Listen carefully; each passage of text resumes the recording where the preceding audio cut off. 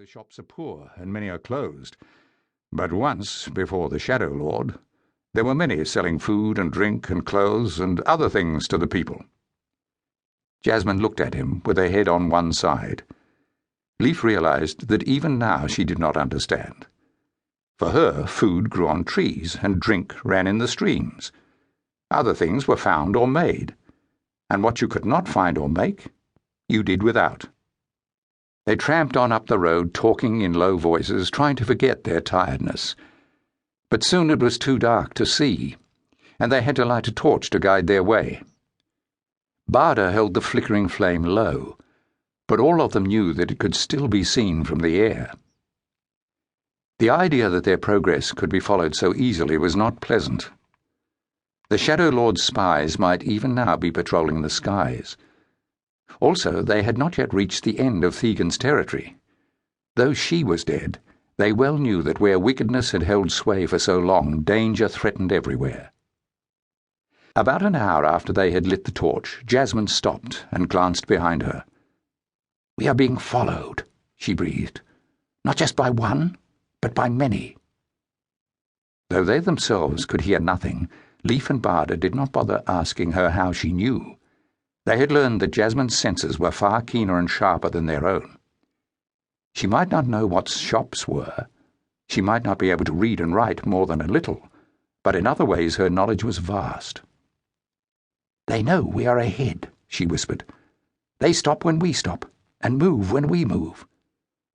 Silently, Leaf put up his shirt and looked down at the ruby in the belt around his waist. His heart thudded as he saw by the flickering light of the torch that the deep red gem had faded to a dull pink. Rodda and Jasmine were looking at the stone also. They knew, as Leaf did, that the ruby paled when danger threatened its wearer. Its message now was clear. "So," Rodda muttered, "our followers have evil intent. Who are they? Could Cree fly back and—" "Cree is not an owl," snapped Jasmine. "He cannot see in the dark any more than we can."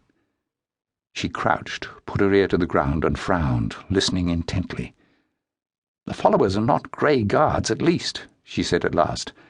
"They move too quietly for that, and they are not marching in time. It is a band of robbers, perhaps, thinking to ambush us when we stop to sleep or rest.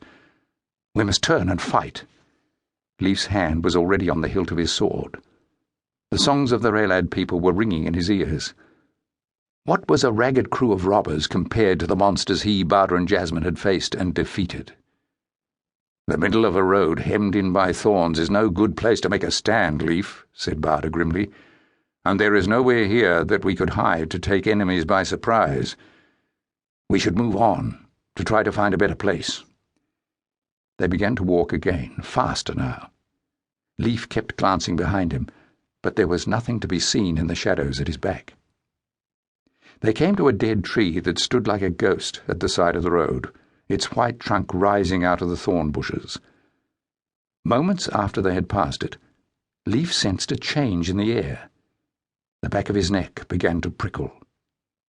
"They are gaining speed," Jasmine panted. Then they heard it, a long, low howl that chilled the blood. Feely, clutching Jasmine's shoulder, made a small, frightened sound. Leaf saw that the fur was standing up all over his tiny body. There was another howl, and another. "Wolves!" hissed Jasmine. "We cannot outrun them. They are almost upon us." She tore 2 more torches from her pack and thrust them into the flame of the one she already held. "They will fear the fire," she said, pushing the newly burning sticks into Leaf and Rodda's hands.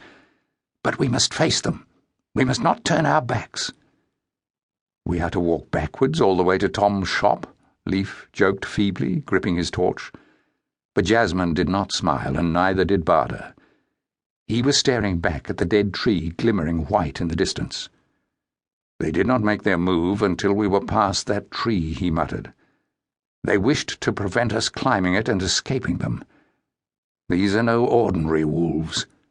"Be ready," Jasmine warned. She already had her dagger in her hand.